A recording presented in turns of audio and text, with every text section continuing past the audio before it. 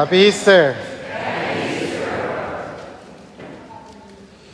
I was 16 years old when I graduated from high school. Yes, I was one of those nerds. And immediately I entered seminary. So of course I was very young. I didn't know what I was doing, but God knew. God knew. One of those days in which I was thinking, is this really the calling for me?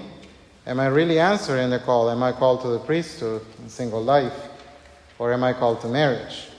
You know, those times when you, in solitude and in prayer, you make important decisions for your own life. And I was so young, but I came across a poem that is attributed to Father Pedro Arrupe, a Jesuit priest.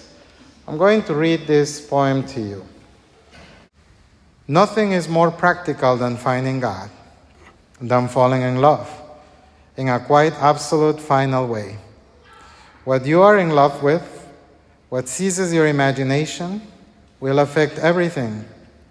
It will decide what will get you out of bed in the morning, what you do with your evenings, how you spend your weekends, what you read, whom you know, what breaks your heart, and what amazes you with joy and gratitude.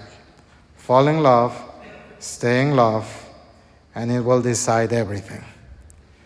Beautiful poem, attributed to Father Pedro Arrupe, who was a Jesuit priest at the same community as Pope Francis.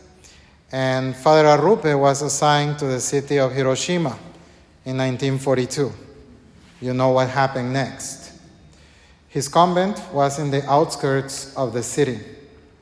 And so he survived the blast and immediately transformed his house into a field hospital for all the survivors of the atomic bomb.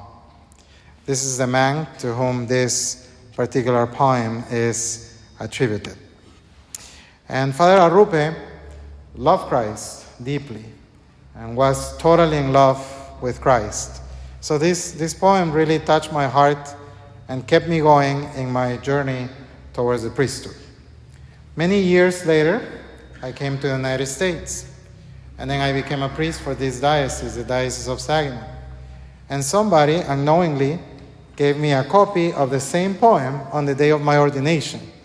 And this person knew nothing about my crisis way back when, right? It was beautiful. It was a beautiful affirmation that when you truly fall in love, when you encounter the one that loves you and that you love, everything changes because an encounter changes your life. Today, we celebrate Easter. And there are two moments to the Easter experience. Of course, there is the rising of Jesus from the tomb. But as you know in the story that the Gospels present, when the disciples, Mary Magdalene, the other Mary, they go to the tomb, they find the empty tomb. So that's the first thing that happens, the emptiness of the tomb. That's the first moment. But later on, there had to be an encounter. There had to be that moment when they are walking away from the tomb and Jesus suddenly appearing to them. He's alive. And remember, an encounter changes you. The Gospel of today says that they fell at the feet of Jesus, that they embraced him, they kissed him, and Jesus told them, go to Galilee. I am going to present myself to all of them over there. Each of the accounts of the resurrection give us a little twist to several encounters of Christ after his death and resurrection. I would love to be a fly on the wall on those encounters. Some months ago, Bishop Bruce was talking to a group of catechists of our diocese, and in that experience, Bishop Bruce said, when we come to Mass, we can come to either to an event or to an encounter.